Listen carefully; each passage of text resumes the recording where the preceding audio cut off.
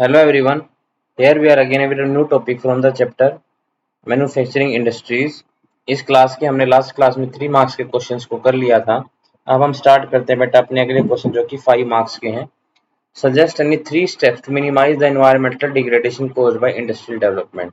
ऐसे 3 स्टेप्स बताने हैं बेटा, मिनिमाइज स्टेप बताने हैं जिसके द्वारा हम कह सकते हैं कि जो कि इसके द्वारा होते हैं, डेवलपमेंट के द्वारा होते हैं, इंडस्ट्रियल डेवलपमेंट के द्वारा।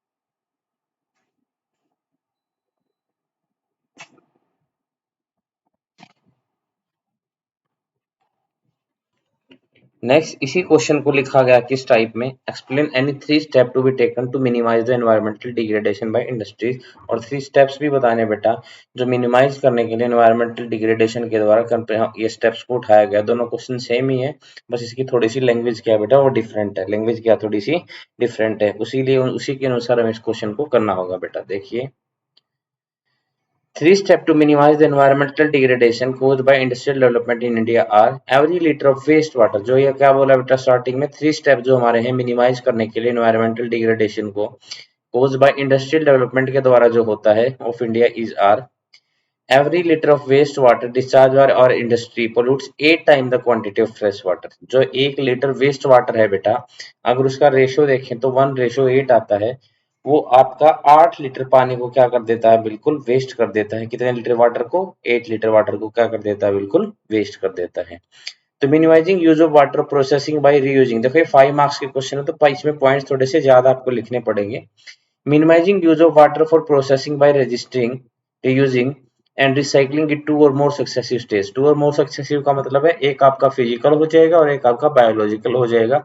और इससे ज्यादा अगर फिजिकल, बायोलॉजिकल और मैकेनिकल जो टर्सरी एक्टिविटीज में आता है बेटा, देखो 3 सेक्शंस होते हैं। First is primary section, second is secondary section and third is tertiary section होता है। प्राइमरी सेक्शन के अंडर हम क्या करते हैं बेटा, प्राइमरी सेक्शन के अंडर हम क्या करते हैं, हमारा जो फिजिकल मेथड होता है उसका इस्तेमाल करते हैं। सेकेंडरी सेक्शन में हम किसका इस्तेमाल करते हैं, सेकेंडरी सेक्शन में हम इस्तेमाल करते हैं उस सेशन का जिसमें बायोलॉजिकल प्रोसेस होता है।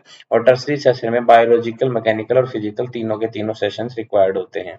तो सेकंड क्या है पॉइंट इसका, हार्वेस्टिंग करें रेन वाटर की वाटर रिक्वायरमेंट के लिए। Harvesting of rain water to meet water requirement के लिए हार्वेस्टिंग होनी चाहिए। Treating hot water and effluents before releasing them into river and ponds. और हॉट वाटर को क्या करें बेटा, बिल्कुल रिलीज करने से पहले उसको क्या करना चाहिए, उसको ट्रीट करना चाहिए। पार्टिकुलेट मैटर है बेटा जो एयर में, can be reduce by fitting smoke stacks को लगाइए कहाँ पे, फैक्ट्रीज में, विद इलेक्ट्रोस्टैटिक प्रेसिपिटेटर्स के साथ। फैब्रिक फिल्टर होने चाहिए, स्क्रबर होने चाहिए और इंडस्ट्रियल स्टेपरेटर होने चाहिए। ये मैंने आपको वीडियो में बता दिया था बेटा कि क्या क्या चीजें होनी चाहिए जिसके द्वारा स्मोक वगैरह क्या हो सकता है, आपका रिड्यूस हो सकता है। नेक्स्ट पॉइंट है आपका, smoke can be reduced by using oil और गैस। किसके द्वारा स्मोक रिड्यूस हो सकता है, बाय यूजिंग ऑयल और गैस इंस्टेड ऑफ कोल की जगह अगर हम अपने ऑयल का या किसी गैस का इस्तेमाल करेंगे तो ऐसे में पोल्यूशन जो स्मोक है बेटा वो कम हो जाएगा, एक हद तक खत्म हो जाएगा गैस के केस में। तो इससे हम स्मोक को रिड्यूस कर सकते हैं। Machinery and equipment can be used and generator should be fitted with silencer. और देखो नॉइज पोल्यूशन भी होता है जनरेटर और एक मशीनरी के और इक्विपमेंट के द्वारा, तो उनको जब भी यूज किया जाए तो जनरेटर में क्या होना चाहिए बेटा, साइलेंसर होने चाहिए। Next, almost all machinery can be design, सारी मशीनरी को रीडिजाइन करो ताकि वो ज्यादा डेप्रिसिएशन ना हो, ज्यादा आवाज ना करे और हम किससे बचे पाए, और हम नॉइज पोल्यूशन से बच जाए बेटा। To increase the energy efficiency and reduce noise, बेटा इंक्रीज करो एनर्जी एफिशिएंसी हमारी इंक्रीज होनी चाहिए, उसकी स्किलता क्या होनी चाहिए, स्किल क्या होनी चाहिए बेटा ज्यादा, और उसके नॉइज को क्या होना चाहिए, रिड्यूस होना चाहिए। ये हमारे कुछ मेजर्स थे बेटा जिनको हम ले सकते हैं मिनिमाइज द एनवायरमेंटल डिग्रेडेशन को। And you can see question आपका 2012 में भी, 2013 में भी और 2014 में भी आया है। तो सबसे पहले एक बार दोबारा पॉइंट पढ़ लेते हैं। Minimizing use of water for processing by reusing and minimizing use of water for processing by reusing and recycling in 2 or more successive stages। दो या दो से ज्यादा जो सक्सेसिव स्टेज है बेटा उनका इस्तेमाल होना चाहिए। नेक्स्ट क्या है बेटा, हार्वेस्टिंग रेन वाटर की होनी चाहिए वाटर रिक्वायरमेंट के लिए बेटा। ट्रीटिंग हॉट वाटर को क्या करो, ट्रीट करो and effluents before releasing it into the, इसको रिलीज करने से पहले कहाँ पे, रिवर और पॉन्ड्स के अंदर बेटा। पार्टिकुलेट मैटर जो होते हैं जैसे स्मोक होता है, स्मोक को रिड्यूस करने के लिए हम क्या कर सकते हैं, जैसे उसमें लगा सकते हैं स्मोक की स्टैक्स लगा सकते हैं, फैक्ट्रीज लगा सकते हैं, इलेक्ट्रिक प्रेसिपिटेटर हो जिसमें फेविक के फिल्टर लगा सकते हैं, स्क्रबर्स लगा सकते हैं और इनर्शियल सेपरेटर लगा सकते हैं। तो ये कदम भी हम उठा सकते हैं किसको कम करने के लिए, स्मोक को कम करने के लिए। Smoke can be reduce by using oil और गैस का अगर हम इस्तेमाल करेंगे तो उसमें स्मोक क्या होगा बेटा, कम होगा और हम आसानी के साथ क्या कर पाएंगे, एनवायरमेंटल को बचा पाएंगे, एनवायरमेंटल डिग्रेडेशन को कम कर पाएंगे।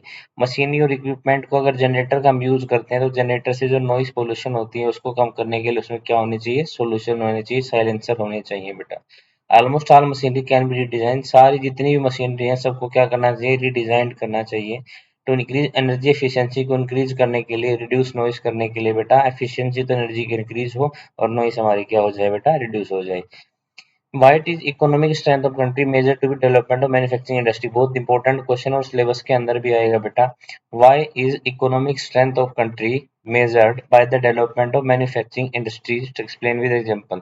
इकोनॉमिक स्ट्रेंथ जो है बेटा कंट्री की वो मेजर की जाती है डेवलपमेंट के द्वारा, तो इसको एग्जाम्पल के साथ समझाना है बेटा। देखिए, the economic strength of country is measured by the development of manufacturing industries, manufacturing sector is considered, उसको क्या किया जाता है, कंसीडर्ड किया जाता है the backbone of development, development की बैकबोन इन जनरल में भी एंड इकोनॉमिक डेवलपमेंट में भी इन पर्टिकुलरली मेनली बिकॉज, किन किन रीजंस के कारण जो लिखे हुए हैं। सबसे पहले आता है manufacturing industry not only help in the modernising agriculture, सिर्फ मॉडर्नाइजिंग एग्रीकल्चर को वो मॉडर्नाइज नहीं करती बल्कि which forms the backbone of और इकोनॉमी की बैकबोन भी है। कैसे, but also reduce the heavy dependence of people on agriculture, क्योंकि एक बात को देखिए, जैसे इंडस्ट्री का सामान भी कौन इस्तेमाल करता है, एग्रीकल्चर सेक्टर करता है, तो उनको ना उसकी एक मार्केट भी मिलती है। इंडस्ट्रियल और एग्रीकल्चर एक दूसरे के ऊपर डिपेंड करते हैं, इंडिपेंडेंट होते हैं। अब जो एक वेरी हैवी प्रेशर है एग्रीकल्चर के ऊपर, अब वहां से लोगों को हटाकर उनको एम्प्लॉयमेंट प्रोवाइड करवाती है, ताकि कंपनीज में, इंडस्ट्रीज में, तो हमारी जो होती है इकोनॉमी में क्या प्रोवाइड करवाती है, एम्प्लॉयमेंट प्रोवाइड करवाती है। और एम्प्लॉयमेंट जो हमारे इकोनॉमी की सबसे मेन प्रॉब्लम है, सबसे बेसिक प्रॉब्लम है। तो अब जो हमारा हैवी डिपेंडेंस होता है ना एग्रीकल्चर पे, तो उस एग्रीकल्चर के ऊपर से स्ट्रेंथ को हटाकर वो हमारे कहाँ पे लेके आती है बेटा, मैन्युफैक्चरिंग सेक्टर में लेके आती है, जहाँ पे एम्प्लॉयमेंट प्रोवाइड करती है, जॉब्स इन सेकेंडरी और टर्सरी सेक्टर में। तो इस प्रकार से हम कह सकते हैं कि वो हमारी हेल्प करती है, क्या प्रोवाइड करके बेटा, जॉब को प्रोवाइड करके। Second, industrial development in a pre condition for eradication of unemployment करती है और वॉलंटियर फॉर हमारे कंट्री से पॉवर्टी को क्या करती है बेटा, रिड्यूस करती है। It was also aimed at bringing down the regional disparities, regional disparities क्या होता है, जो सामाजिक असमानता होती है कि ये छोटी जात है, ये बड़ी जात है, ये ट्राइबल लोग से पीपल है, बैकवर्ड एरिया से है, तो अगर हम वहाँ पे एरिया में इंडस्ट्री को एस्टेब्लिश कर देते हैं तो ये एम होता है उसका मेन कि रीजनल की डिस्पैरिटीज को क्या कर दे, ब्रिंग डाउन कर दे, खत्म कर दे। कोई भी व्यक्ति जाकर उस इंडस्ट्री में कार्य कर सकता है, तो इस प्रकार हम कहते हैं कि रीजनल डिस्पैरिटीज को भी क्या करती है बेटा, कम करती है। Export of manufacture good expand trade and commerce and bring in much needed foreign exchange, और जब इसका इस्तेमाल जब ग्लोबली होता है तो ये क्या लेके आती है बेटा, फॉरेन एक्सचेंज को लेके आती है। Countries that transport their raw material into a wide variety of furnish goods में चेंज कर दिया, उनको हायर वैल्यू मिलते और प्रोस्पेरस रहते हैं बेटा। तो ये हमारे कुछ रीजंस थे जिसके द्वारा हम कह सकते हैं कि जो इंडस्ट्रीज होती हैं हमारे लिए बैकबोन का कार्य करती हैं। फॉर एग्जाम्पल, मैन्युफैक्चरिंग इंडस्ट्री, मैं दोबारा आपको ये समझा रहा हूँ बेटा कि manufacturing industry not only help in modernizing agriculture, यह सिर्फ मॉडर्नाइज नहीं करती, which forms backbone of our country, हमारी कंट्री की इकोनॉमी की बैकबोन भी है, but also reduce the heavy dependence of people, जो डिपेंडेंस है लोगों का उन एग्रीकल्चर के ऊपर है उसको, इनकम को, बाय प्रोवाइडिंग देम जॉब्स, क्या प्रोवाइड करती है बेटा, जॉब्स प्रोवाइड करती है इन सेकेंडरी सेक्टर में भी और टर्सरी सेक्टर में भी। नंबर बी क्या बोला इसने, industrial development is a pre condition है बेटा एरेडिकेशन ऑफ अनएम्प्लॉयमेंट को एरेडिकेट करने के लिए।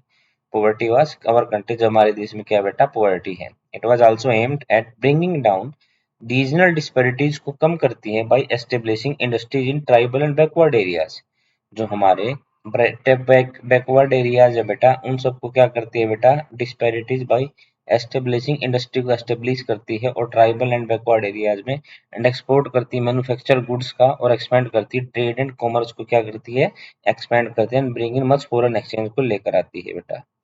Countries that transform their raw material into a wide variety of finish goods, ऐसी कंट्रीज जिन्होंने ट्रांसफॉर्म कर लिया किसको, रॉ मटेरियल को, किसमें, wide variety of finish goods में, तो उनको हायर वैल्यू और प्रोस्पेरिटी प्रदान करती है। तो ये था हमारा क्वेश्चन नंबर 38। आगे हमें लिखनी है, क्वेश्चन क्या दिया गया है, describe the importance of manufacturing. भाई मैन्युफैक्चरिंग हमारे लिए किस तरीके से इंपॉर्टेंस रखती है। Describe the importance of manufacturing sector in India, like India country में जो है बेटा इसकी क्या इंपॉर्टेंस है। तो 5 मार्क्स का क्वेश्चन है, पॉइंट थोड़े ज्यादा लिखने पड़ेंगे और क्वेश्चन आपका 2016 से लेकर 2018 में भी आया है। तो ये इंपॉर्टेंट क्वेश्चन है और इंपॉर्टेंट क्वेश्चन की ये मैंने आपको सेकंड वीडियो डाली थी, what is the importance of manufacturing sector से, वहां से आप इसको देख भी सकते हैं किसकी क्या क्या इंपॉर्टेंस होती है। साथ साथ में मैं इसको बता भी देता हूँ, जैसे manufacturing industries help in modernizing agriculture which form the backbone. अभी अभी ये लाइन हमने ऊपर पढ़ी है कि इकोनॉमिक स्ट्रेंथ कैसे प्रोवाइड करती है, तो वो भी तो इंपॉर्टेंस में आएगा ना। तो हैवी डिपेंडेंस है पीपल का एग्रीकल्चर सेक्टर में, उसको रिमूव करती है, बैकबोन है इकोनॉमी की। रिमूवल ऑफ एम्प्लॉयमेंट और पॉवर्टी को रिमूव करती है, ब्रिंग डाउन करती है रीजनल डिस्पैरिटीज को और एक्सपोर्ट करती है मैन्युफैक्चर गुड्स को, एक्सपेंड ट्रेड को एक्सपेंड करती है और एनहांस करती है और ब्रिंग मच सोच नीडेड फॉरेन एक्सचेंज भी लेके आती है। तो ये इंपॉर्टेंस जो हमने 38 क्वेश्चन में पढ़ी थी, ये सारी की सारी सेम ये इंपॉर्टेंस आप 39 में भी अप्लाई कर सकते हैं। वही सेम टू सेम है सारी की सारी की, वही रीजनल डिस्पैरिटीज को कम करती है, अनएम्प्लॉयमेंट पॉवर्टी के ऊपर काम करती है, जो एग्रीकल्चर के ऊपर डिपेंडेंस है लोगों का क्रिएट जॉब करती है पर, और जो प्रोस्पेरिटी लेके आती है एक्सपेंड होने से ट्रेड का, इससे फॉरेन एक्सचेंज भी हमारे देश में आती है। Now question number 41, what are software technology parks, क्या होते हैं। स्टेट है, ये सारे के सारे आपके सिलेबस के क्वेश्चन हो रहे हैं बेटा, ध्यान रखना। So what are the software technology parks, क्या होते हैं। State and 2 points of significance of information technology industry in India.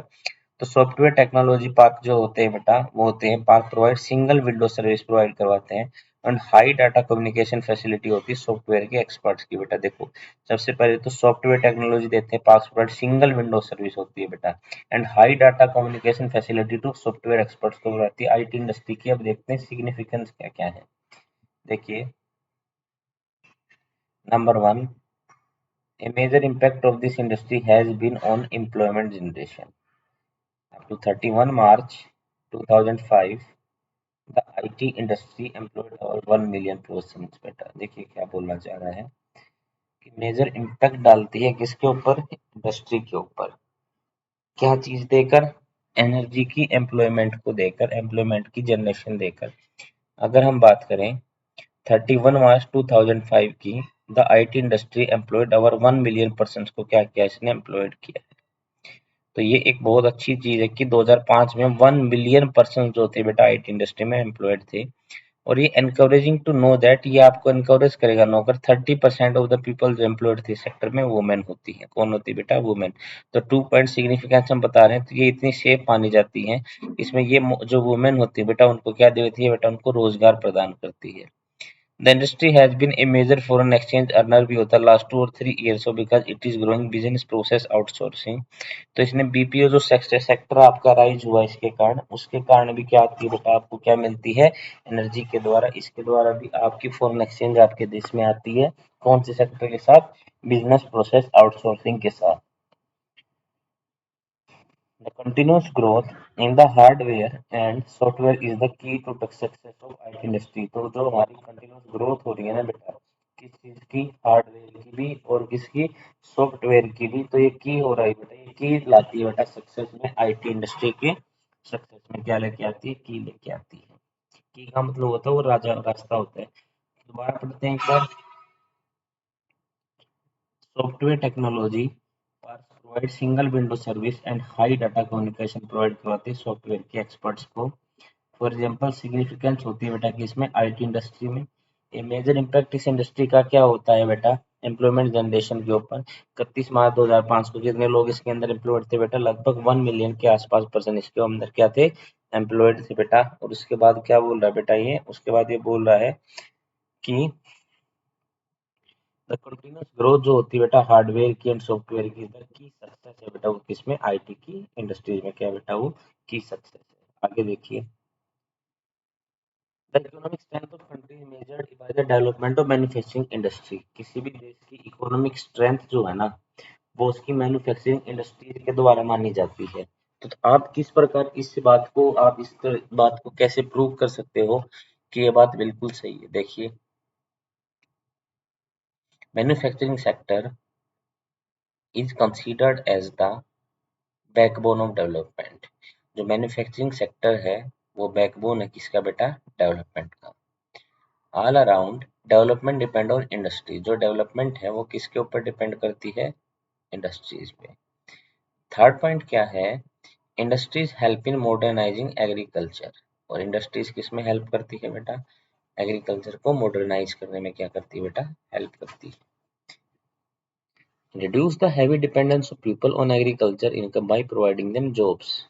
और रिड्यूस करती है हैवी डिपेंडेंस होता है जो पीपल्स का बेटा एग्रीकल्चर के ऊपर। तो सभी क्वेश्चन में जो लैंग्वेज है वो बिल्कुल सेम यूज हो रही है। क्या रिड्यूस करती है? हैवी डिपेंडेंस ऑफ पीपल्स का on agriculture income by providing them jobs. उनको क्या प्रोवाइड करके बेटा? जॉब्स प्रोवाइड करके।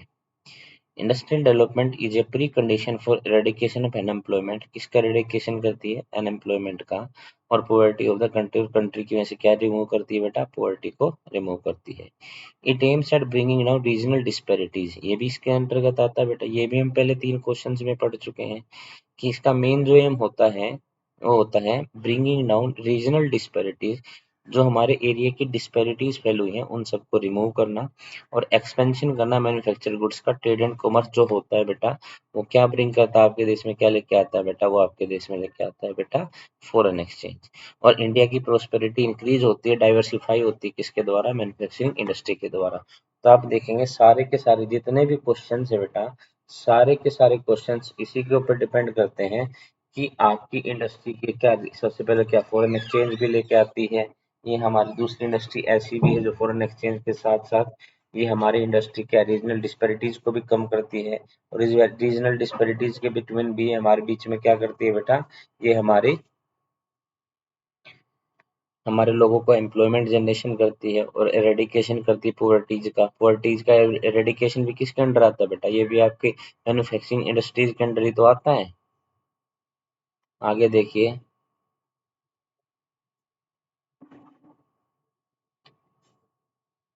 evaluate the factors on which are responsible for the concentration of jute mills in West Bengal। ये आपका आउट ऑफ सिलेबस क्वेश्चन। ये आपका आउट ऑफ सिलेबस क्वेश्चन है बेटा। इस क्वेश्चन को आपको नहीं करना है क्योंकि जूट मिल से रिलेटेड है। फिर भी एक बार मोटा मोटा देख लेते हैं थोड़ा थोड़ा सा कि proximity of jute producing areas की इनएक्सपेंसिव वाटर स्पोर्ट्स है, एबिडेंट वाटर है, चीप और स्किल्ड लेबर है, पोर्ट फैसिलिटीज हैं और वहाँ पे अर्बन सेंटर है। बेटा यही होते हैं किसी भी इंडस्ट्रीज को करवाना। तो लेबर कैसा है, रॉ मटेरियल कैसा है, पावर जनरेशन कैसी है, क्लाइमेट कैसी है, ये सारी चीजें इन सब की अवेलेबिलिटी के ऊपर डिपेंड करती है।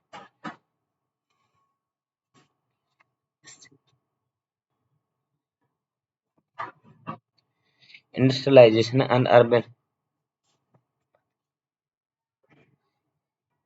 Industrialization and urbanization go hand in hand. दोनों हैंड इन हैंड जाते हैं। वैलिडेट करना है बेटा स्टेटमेंट को। देखो, इंडस्ट्रियल एक्टिविटी स्टार्ट होती है द अर्बनाइजेशन फॉलो। जैसे जैसे इंडस्ट्रियल एक्टिविटी आपकी स्टार्ट हो जाती है तो उससे आपका अर्बनाइजेशन भी हो जाता है। कैसे?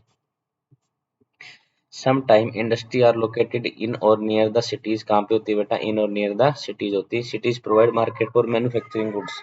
इसमें क्या करवाती है बेटा? मैन्युफैक्चरिंग गुड्स करवाती हैं। और दूसरी तरफ सिटीज पर ये सर्विसेज देती हैं जैसे बैंकिंग हो गया या इंश्योरेंस हो गया।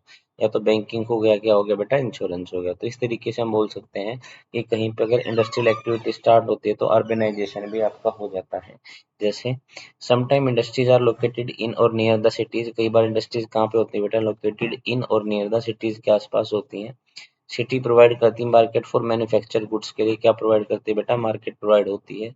Cities provide other service like banking और इंश्योरेंस देती है। तो इसी चक्कर में एग्लोमेरेशन ऑफ एक्टिविटीज भी हो जाता है।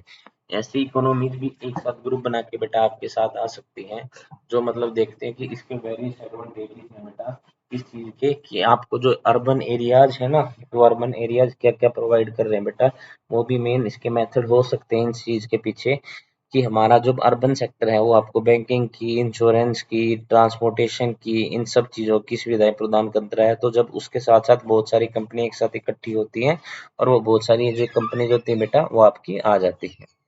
इसको हम एग्लोमेरेशन इकोनॉमीज भी बोलते हैं बेटा। नेक्स्ट क्वेश्चन आता है आपका 44।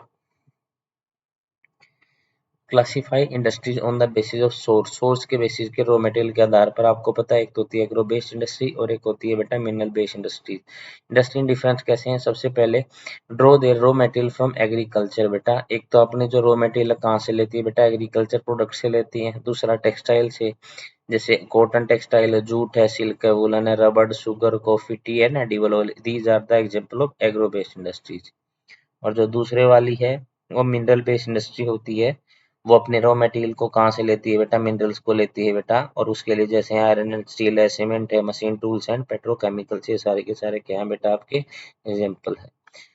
Textile industry is the only industry in the country which is self reliant and complete in the value chain, जो कि वैल्यू चेन में काम करती है। जस्टिफाई द स्टेटमेंट को जस्टिफाई करना है। देखो, textile industry occupies a unique position in Indian economy. Support the statement with appropriate arguments के साथ इसके बारे में बात कीजिए। देखो, textile industry occupies a unique position in Indian economy because it contributes significantly to the industrial production। किसको देती है बेटा सिग्निफिकेंस?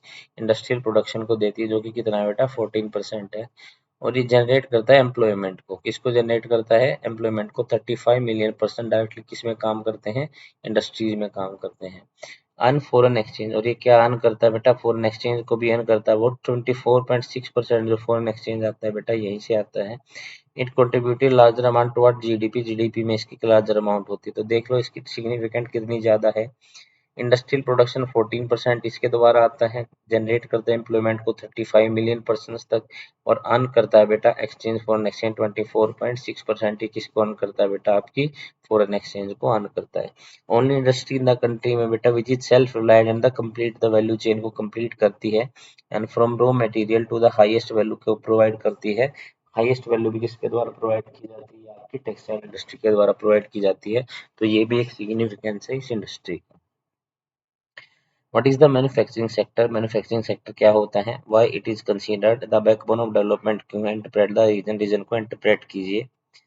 देखो, definition of manufacturing sector: production of goods in large quantity after processing from raw material to more valuable product is called manufacturing। भाई जब definition किससे आती है बेटा? सबसे पहले तो मास प्रोडक्शन करना है। इन फॉर्म को ब्रेक करें तो मास प्रोडक्शन के साथ साथ रॉ मटेरियल को वैल्यूएबल प्रोडक्ट्स में बदलना, ये हमारी क्या आती है बेटा? ये हमारी क्या आती है? मैन्युफैक्चरिंग सेक्टर में आती है। सबसे पहले देखिए, सबसे पहले क्या है? It not only help in modernise agriculture, सिर्फ एग्रीकल्चर को मॉडर्नाइज नहीं करती but also form the backbone of economy बनती है। अब आपको दिखा दिया था मैंने बैकबोन के तरीके से कैसे काम करती है। ये रीजनल डिस्पैरिटीज को कम करती है, अनएम्प्लॉयमेंट के ऊपर काम करती है, एरेडिकेशन ऑफ पॉवर्टी को करती है, उसके साथ साथ ये पॉवर्टी को भी कम करती है। इसी से फॉरेन एक्सचेंज भी आता है, रीजनल डिस्पैरिटीज भी कम होती है। तो इसीलिए क्या हो जाती है बेटा? ये बैकबोन हो जाती है। इंडस्ट्रियल डेवलपमेंट जो होता है बेटा, देखो क्वेश्चन रिपीट हुआ है, वो सारी बातें जो मैंने बताई आप सारी यूज कर सकती है। एम्प्लॉयमेंट और पॉवर्टी का क्या करती है? रेडिकेशन करती है। एक्सपोर्ट करती है, मैन्युफैक्चर गुड को एक्सपेंड, ट्रेड एंड कॉमर्स को एक्सपेंड करने के लिए। Countries that transform their raw material into wide variety finish goods में कन्वर्ट करती है, हायर वैल्यू को। प्रोस्पेरस होती है बेटा, वो सारी सारी क्या होती है? इससे प्रोस्पेरस होती है। फाइव फैक्टर देखो फैक्टर के बारे में बोलेगा जो अफेक्ट करते हैं लोकेशन ऑफ इंडस्ट्री को, तो कौन कौन से आएंगे? सबसे पहले तो क्या बेटा? अवेलेबिलिटी ऑफ रॉ मटेरियल है, अवेलेबिलिटी ऑफ चीफ लेबर है, availability of capital bank facilities है, availability of power and other infrastructure है। सबसे पहले तो cheap labour, capital and bank facilities, power and other infrastructure हो गया, और क्या होगी बेटा? मार्केट्स होगी। ये सारे की सारी क्या है बेटा? ये हमारी इसके फाइव फैक्टर अफेक्ट करती है। वही हमारी सारी फाइव की फाइव फैक्टर्स हैं बेटा जो इसको अफेक्ट करती है।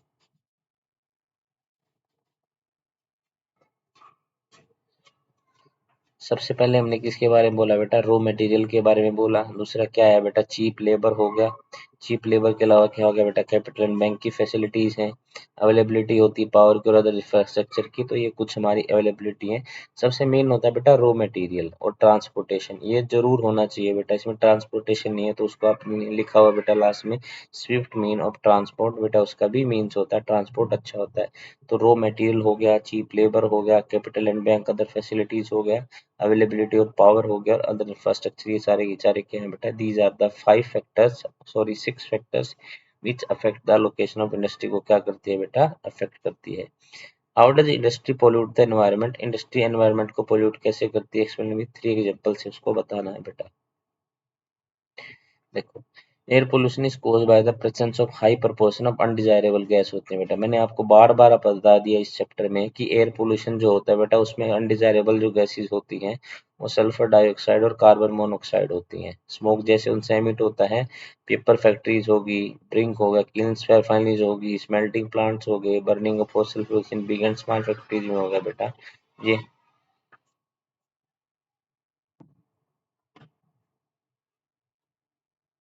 ये हमारे मेन वेस्ट हो जाते हैं बेटा। तो दूसरा क्या बोला, water pollution is caused bye inorganic and organic के द्वारा होता है। वेस्ट एंड एफ्लुएंट डिस्चार्ज होते हैं बेटा इनटू रिवर में।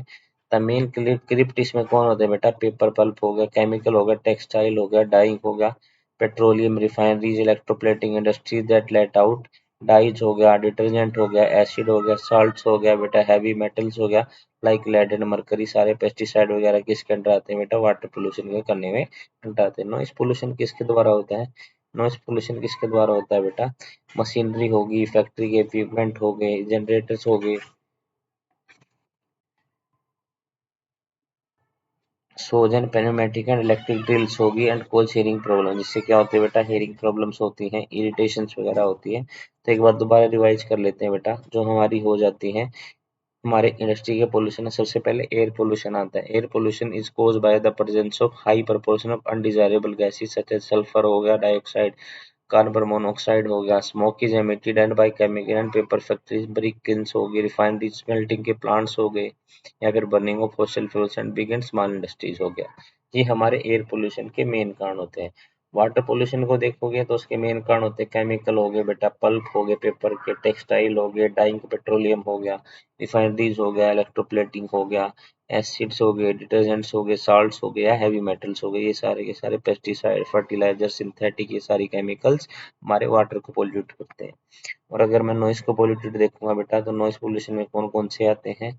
नॉइस पोल्यूशन में आते हैं बेटा जैसे मशीनरी हो गया, फैक्ट्री हो गया, इक्विपमेंट हो गया, या फिर आपके जनरेटर हो गए, साज हो गए। फिर जो साज होते हैं बेटा वो होते हैं ना, सो बोलते हैं जिसको, चेन सो, जिसके द्वारा पेड़ों को काटा जाता है, या पेरमेटिक एंड इलेक्ट्रिक ड्रिल्स हो गए बेटा। ये सब हेल्थ हियरिंग प्रॉब्लम्स और इरिटेशन को क्रिएट करते हैं। What is manufacturing sector? कौन सा होता है? जो प्रोडक्शन करता है गुड्स का लार्ज क्वांटिटी में after processing raw material into the valuable products में, तो उसको हम बोलते हैं बेटा मैन्युफैक्चरिंग बोलते हैं।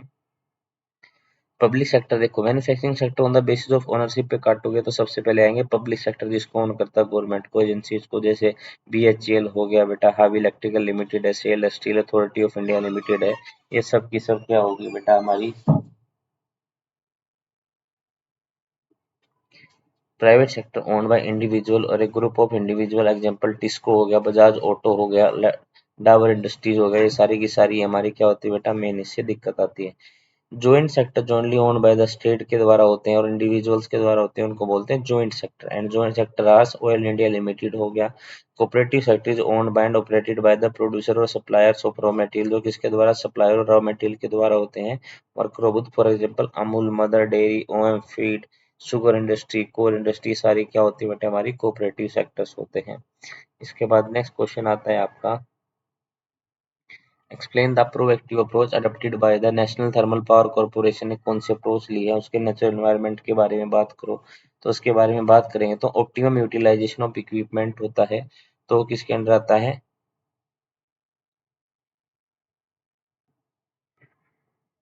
एनटीपीसी के अंडर आता है बेटा। ऑप्टिमम यूटिलाइजेशन ऑफ इक्विपमेंट की बात करें, या हम अडेप्टिव लेटेस्ट की बात करें, या फिर हम बात करें अपग्रेडिंग एग्जिस्टिंग इक्विपमेंट की, हमारे किसके अंदर आता है बेटा? तो इनका ऑप्टिमम यूटिलाइजेशन होना चाहिए। मिनिमाइजिंग होना चाहिए waste generation by maximizing ash का यूटिलाइजेशन होना चाहिए। ग्रीन बेल्ट होनी चाहिए बेटा नर्चरिंग इकोलॉजिकल बैलेंस के लिए and addressing the question of the special purpose vehicles वगैरह के लिए। Reducing environment pollution through the S pond management की जाए, एस वाटर की रिसाइकलिंग की जाए और लिक्विड वेस्ट की मैनेजमेंट की जाए। ये सब चीजें आती हैं बेटा आपके एनटीपीसी के अंडर। इकोलॉजिकल मॉनिटरिंग रिव्यूज और ऑनलाइन इकोलॉजिकल मॉनिटरिंग रिव्यूज क्या होते हैं? Online database management for power station के लिए सब ऑनलाइन बेस्ड डाटाबेस मैनेजमेंट हो। देखो क्या आता है एनटीपीसी के अंदर, एक बार फिर पढ़ते हैं। ऑप्टिमम यूटिलाइजेशन तो होना चाहिए इक्विपमेंट का। अडॉप्टिंग लेटेस्ट टेक्निक को क्या करना चाहिए? अडॉप्ट करना चाहिए, अपग्रेड करना चाहिए एग्जिस्टिंग इक्विपमेंट को। मिनिमाइजिंग वेस्ट करना चाहिए बेटा मैक्सिमम इसका यूटिलाइजेशन करके। इकोलॉजिकल बैलेंस को क्या करना चाहिए, नर्चर करना चाहिए, एंड एड्रेसिंग करना चाहिए क्वेश्चन को बाय स्पेशल पर्पज व्हीकल्स और अफोरेस्टेशन के लिए, और रिड्यूसिंग करना चाहिए environmental pollution by management of ash water recycling वगैरह करके इस तरीके से करना चाहिए बेटा। अब देखो अगला क्वेश्चन आता है, describe the physical and human factor responsible for location. देखो फिजिकल फैक्टर में क्या आएगा, अवेलेबिलिटी ऑफ रॉ मटेरियल आएगी, जैसे आइडियल लोकेशन होनी चाहिए, should be near the source of raw material, जहाँ पे रो सोर्स हो किसका बेटा, रॉ मटेरियल का। और पावर सोर्स में क्या आना चाहिए बेटा, power source like coal electricity must be available होनी चाहिए इंडस्ट्री के लिए, तो हमारी क्या होनी चाहिए, इंडस्ट्री के लिए क्या होनी चाहिए बेटा, अवेलेबल होनी चाहिए। वाटर एंड फेवरेबल क्लाइमेट होनी चाहिए। और ह्यूमन फैक्टर्स में आपके आते हैं बेटा, अब अभी हम कौन सा 51 क्वेश्चन कर रहे हैं बेटा, उसके बाद इसमें टोटल क्वेश्चन 57 है, तो वहां तक हम पूरी वीडियो को करेंगे। तो 51 क्वेश्चन में देखिए कि हमारी अवेलेबिलिटी किसकी होनी चाहिए, रॉ मटेरियल की सबसे आइडियल लोकेशन के लिए, दूसरा हमारा पावर रिसोर्स, और तीसरा वाटर एंड फेवरेबल क्लाइमेट होनी चाहिए। ह्यूमन फैक्टर्स कौन कौन से होते हैं, चीप एंड एफिशिएंट लेबर अच्छा होना चाहिए, कैपिटल एंड बैंक फैसिलिटीज अच्छी होनी चाहिए, और मार्केट भी गुड होनी चाहिए, और ट्रांसपोर्ट की फैसिलिटी भी अच्छी होनी चाहिए।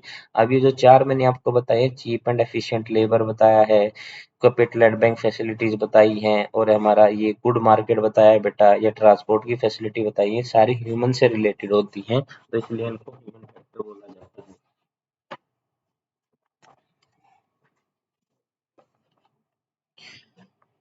नेक्स्ट क्वेश्चन देखेंगे, agriculture and industry are complementary to each other with four examples. Four example बताने बेटा, फॉर एग्जाम्पल्स आपको इसके बताने हैं बेटा। For example agro industry in India, जिसके हमें agriculture and industry are complementary, ये भी बहुत इंपॉर्टेंट क्वेश्चन है।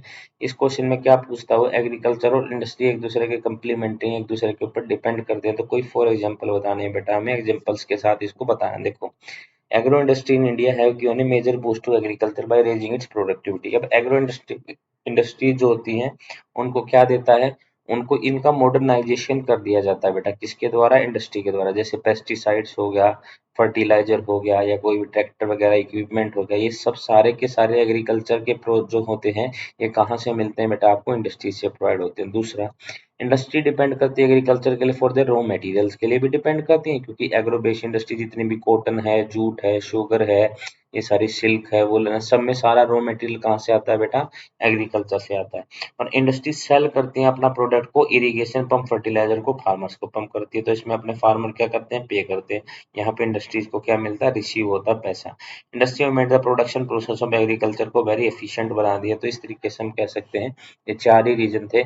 एक तो पहली तो एग्रीकल्चर एग्रो बेस्ड जो इंडिया में बेटा, उनकी किसको इंक्रीज कर दिया है, उस प्रोडक्टिविटी को क्या कर दिया है, इंक्रीज कर दिया है। और दूसरा, इंडस्ट्री डिपेंड करती है एग्रीकल्चर के ऊपर फॉर द रॉ मटेरियल्स के लिए डिपेंड करती है, और इंडस्ट्रीज क्या कर देती है बेटा, अपने प्रोडक्ट को सेल कर देती है, जैसे इरिगेशन हो गया, पंप हो गया, फर्टिलाइजर हो गया। और फोर्थ क्वेश्चन पे क्या है बेटा, जैसे यहाँ पे industries have made the production process को क्या बना दिया है, वेरी एफिशिएंट बना दिया है। नेक्स्ट क्वेश्चन देखते हैं, five major to control industrial pollution को कंट्रोल करने के लिए पांच मेजर बताने हैं बेटा, क्या क्या हो सकते हैं। रिस्ट्रक्चरिंग द मैन्युफैक्चरिंग प्रोसेस को हम रिस्ट्रक्चर करें, और जैसे रिड्यूस करें, एलिमिनेट करें पोल्यूटेंट्स को through process called pollution prevention बोलते हैं, उस प्रोसेस के थ्रू।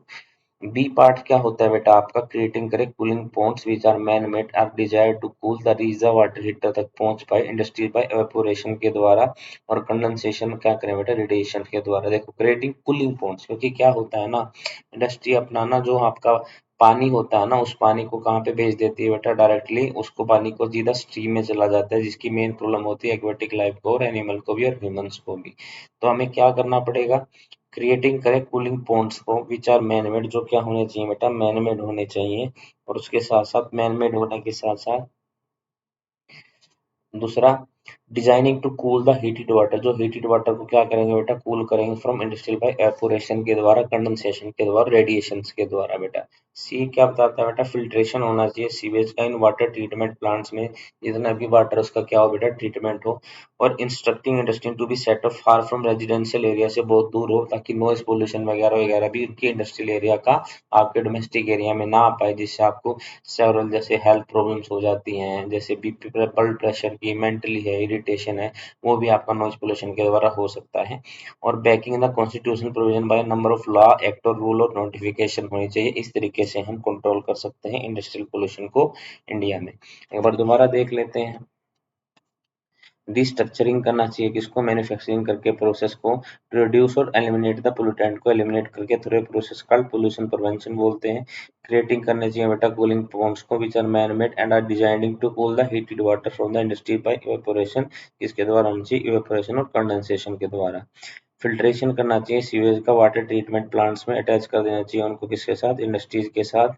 और लास्ट में क्या आता है बेटा, बैंकिंग के कुछ बैकिंग द कॉन्स्टिट्यूशनल प्रोविजन होना चाहिए इंडस्ट्रियल्स वगैरह के लिए बेटा। क्वेश्चन नंबर 454 आता है, इंडस्ट्रीज पोल्यूट कैसे करती हैं वाटर को, suggestion to major control of water pollution. अब क्वेश्चन ना रिपीट होने स्टार्ट हो गए बेटा। देखो वाटर अगर इंडस्ट्रियल पोल्यूशन की बात करिए तो मेजर 4 इंडस्ट्रियल के पोल्यूशन होते हैं। एक होता है एयर पोल्यूशन, एक होता है वाटर पोल्यूशन, एक होता है लैंड पोल्यूशन और एक होता है हमारा नॉइस पोल्यूशन। एयर पोल्यूशन में क्या आती है बेटा, स्मोक में ना हमारी अनवांटेड अनडिजायरेबल गैसेज होती हैं, जैसे SO2 हो गया या फिर कार्बन मोनोऑक्साइड हो गया, सल्फर ऑक्साइड हो गया। ये गैसेज क्या करती हैं, हमारे एनवायरनमेंट को खराब कर देती हैं और इनके द्वारा हमारा जो एटमॉस्फेयर है वो बिल्कुल खराब हो जाता है। दूसरा हमारा होता है, उसके अलावा होता है बेटा coal, dyes, pesticide, fertiliser, plastics are some common pollutants of water. Industrial waste जो होता है बेटा कंटेनिंग टॉक्सिक मेटल होता है बेटा, जो पोल्यूट करता है वाटर को। तो क्या लिखा हुआ है इसमें, most important are the industrial effluent होते हैं that are discharge into river, जो कहाँ पे डिस्चार्ज हो जाते हैं बेटा, रिवर्स में। दे आर बोथ ऑर्गेनिक और इनऑर्गेनिक, ऑर्गेनिक भी हो सकते हैं और इनऑर्गेनिक भी हो सकते हैं। कोल हो गया, डाइज होगी, पेस्टिसाइड्स होगी, फर्टिलाइजर हो गए, सब क्या बेटा कॉमन पोल्यूटेंट्स है किसके, वाटर के और इंडस्ट्रियल वेस्ट के बेटा। आगे देखिए, suggesting to control water pollution को कंट्रोल करने के लिए क्या क्या हम सजेशन दे सकते हैं, उन सजेशंस के बारे में बोलना है बेटा। Water should be reused and recycled to maximize its usages, water को रीयूज और रिसाइकल करना चाहिए मैक्सिमम के लिए। Rain water should be harvest होना चाहिए टू मीट वाटर रिक्वायरमेंट्स, के लिए रेन वाटर को क्या करना चाहिए, हार्वेस्ट करना चाहिए, ताकि जो रिक्वायरमेंट है इंडस्ट्री की वो सारी कहाँ से पूरी हो पाए, रेन वाटर की हार्वेस्टिंग से पूरी हो पाए। हॉट वाटर एफ्लुएंट्स के बारे में बोल रहा है बेटा, should be treated before releasing into river and ponds, जो भी वाटर बेटा उसको पहले रिवर और पॉन्ड से जाने से पहले उसके जो 3 मैंने आपको रिसाइकल के प्रोसेस बताए थे, प्राइमरी, सेकेंडरी और टर्सरी। प्राइमरी में हमने क्या किया था, जैसे प्राइमरी में हमारा होता है फिजिकल, जैसे सेकेंडरी में होता है बायोलॉजिकल और टर्सरी में बायोलॉजिकल और फिजिकल दोनों होते हैं। जैसे प्राइमरी में स्क्रीनिंग वगैरह होती है बेटा, तो इस तरीके से हम कह सकते हैं बेटा कि हमारा हॉट एंड वाटर एफ्लुएंट्स होना चाहिए, should be treated before releasing into the rivers and ponds में। और drawing of ground water reserve by industry पर there is a threat to ground water resource are need to be regulated legally, जहाँ पे ground water के reserve बहुत ज्यादा कम है ना बेटा, तो वहां से अगर ग्राउंड वाटर का इस्तेमाल किया जाता है तो उसको रेगुलेट करना चाहिए लीगली, ध्यान रखना चाहिए भी एयर उसके रेन वाटर के कारण ग्राउंड के लेवल ज्यादा हुए हैं या नहीं हुए, तो हमें वाटर का वहां से पानी को लेना चाहिए या नहीं लेना चाहिए। तो ये मोस्ट इंपोर्टेंट होते हैं बेटा, एक बार फिर रिवाइज करते हैं। मोस्ट इंपोर्टेंट इंडस्ट्रियल एफ्लुएंट्स जो दैट आर जो है हमारे बेटा डिस्चार्ज इनटू रिवर में होते थे, both are organic and inorganic होते। कोल हो गया, डाइज, पेस्टिसाइड, फर्टिलाइजर, प्लास्टिक, ये कॉमन पोल्यूटेंट्स है बेटा। दूसरा, suggestion to contract water pollution को कंट्रोल करने वाले क्या बेटा, रीयूज एंड रिसाइकल करना चाहिए टू मैक्सिमाइज इसके यूज, मैक्सिमाइज क्या करने के लिए, यूज को। नेक्स्ट है बेटा रेन वाटर हमारा हार्वेस्ट होना चाहिए। नंबर 3, एफ्लुएंट्स को ट्रीट करना चाहिए रिवर या पॉन्ड में जाने से पहले। और ड्राइंग ऑफ वाटर, वाटर की क्या करनी चाहिए बेटा, वहां पे ध्यान रखना चाहिए। अब देखो, classifying the industry on the basis of ownership के हिसाब से बतानी बेटा, give an example of each category. देखो पब्लिक सेक्टर इंडस्ट्रीज हैं, प्राइवेट सेक्टर है, जॉइंट सेक्टर, कोऑपरेटिव सेक्टर है। पब्लिक सेक्टर इंडस्ट्रीज में भेल और सेल आते हैं बेटा। प्राइवेट सेक्टर में टाटा स्टील है, बजाज ऑटो लिमिटेड है। जॉइंट सेक्टर में ऑयल इंडिया लिमिटेड है, जहाँ पे जॉइंट सेक्टर के रूप में जहाँ पे गवर्नमेंट और एक ग्रुप ऑफ इंडिविजुअल्स दोनों मिलकर काम करते हैं, उसको जॉइंट सेक्टर इंडस्ट्रीज बोलते हैं। एक होती है कोऑपरेटिव सेक्टर, जैसे शुगर इंडस्ट्री हमारे महाराष्ट्र में है। ये सारी की सारी एक बार फिर रिवाइज करते हैं। जैसे पब्लिक सेक्टर इंडस्ट्री में तो आपकी भेल और सेल आती है, और प्राइवेट सेक्टर इंडस्ट्री जो है बेटा आपकी टाटा स्टील हो गया, बजाज ऑटो लिमिटेड हो गया, और जॉइंट सेक्टर में आपकी ऑयल इंडिया लिमिटेड हो गया। ये सारी की सारी इंडस्ट्रीज आती है। कोऑपरेटिव सेक्टर में आपकी शुगर इंडस्ट्री होगी ना महाराष्ट्र वगैरह में, ये आती है।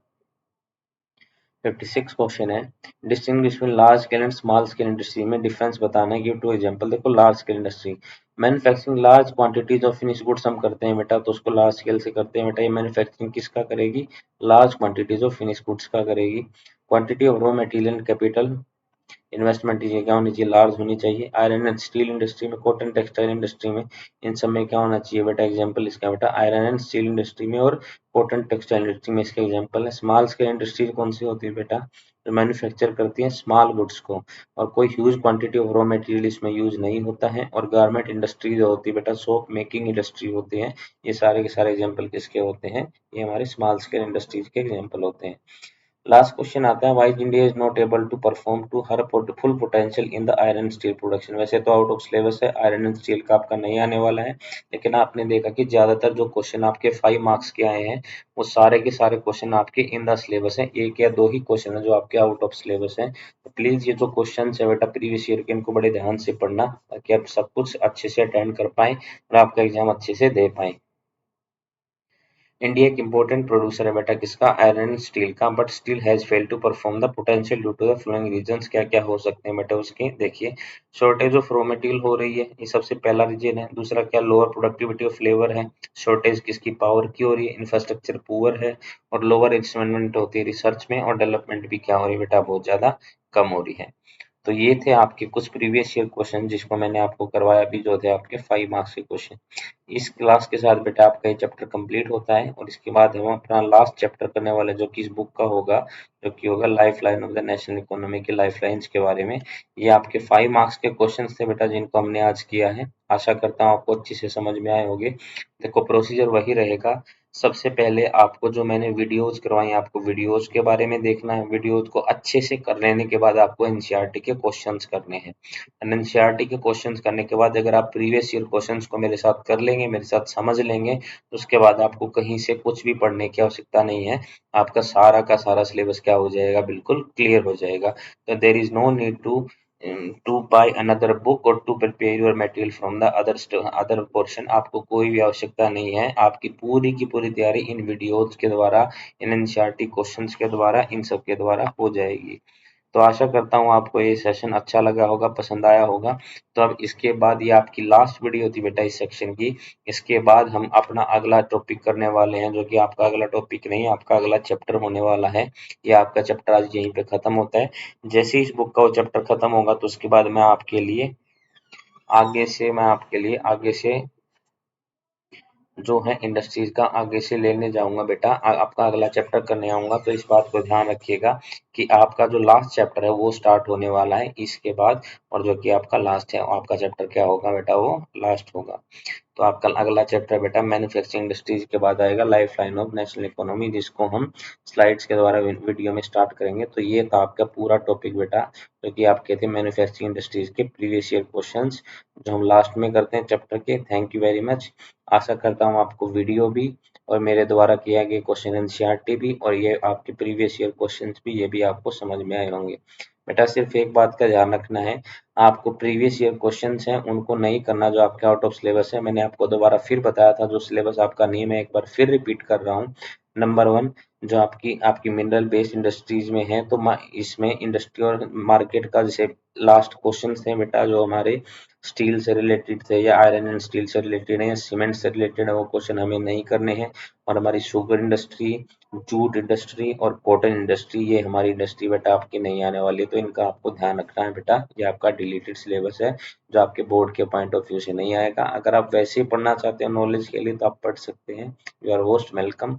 लेकिन आपका पेपर के हिसाब से ये मत सोचना कि वो आपके पेपर में क्वेश्चन के रूप में आने वाले हैं। तो इस वीडियो में इतना ही। Thank you very much. आशा करता हूँ आपको समझ में आया होगा। Have a nice day.